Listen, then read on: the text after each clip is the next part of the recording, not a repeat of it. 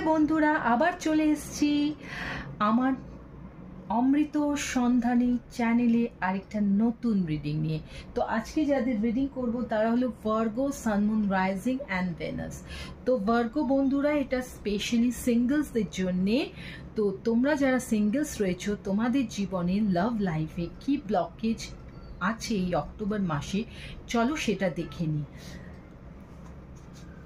Virgo, sun, moon, rising and Venus, তোমাদের love লাইফের ব্লকেজগুলো কি কি আছে, কেন বাধা আসছে, কেন পরিপূর্ণতা পাচ্ছে না তোমাদের লাভ লাইফ, প্রেমের জীবন, চলো দেখে নিই।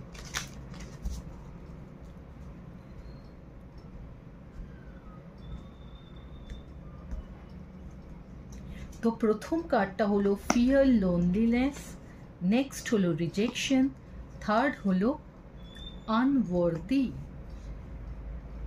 তো ভার্গো বন্ধুরা, আমি যেটা দেখতে পাচ্ছি অক্টোবর মাসে তুমি না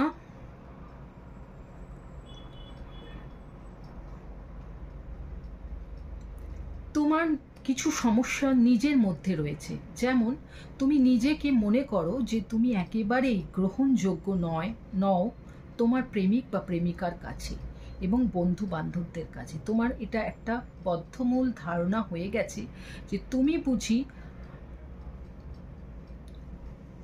অন্যদের কাছে গ্রহণযোগ্য নও। তোমার মধ্যে অনেক দোষ রয়েছে, অনেক খামতি রয়েছে, যেটার জন্যে তুমি অপরের কাছে গ্রহণযোগ্য হবে না। এই ধারণাটা কিন্তু তোমার মনের মধ্যে রয়েছে, এটা কিন্তু রিয়ালিটি নয়, এটা কিন্তু মনের মধ্যে রয়েছে।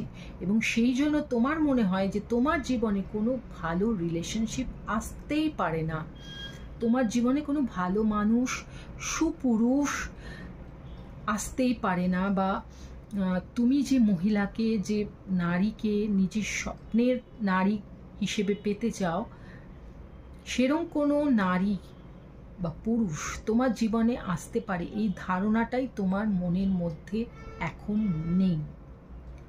সেজন্য প্রথমেই নিজেকে হিল করো এবং নিজের মনের ভেতর সেই কনফিডেন্স লেভেলটা বাড়াও যে না, তুমিও পারো এবং তোমার জীবনেও প্রেম আসতে পারে।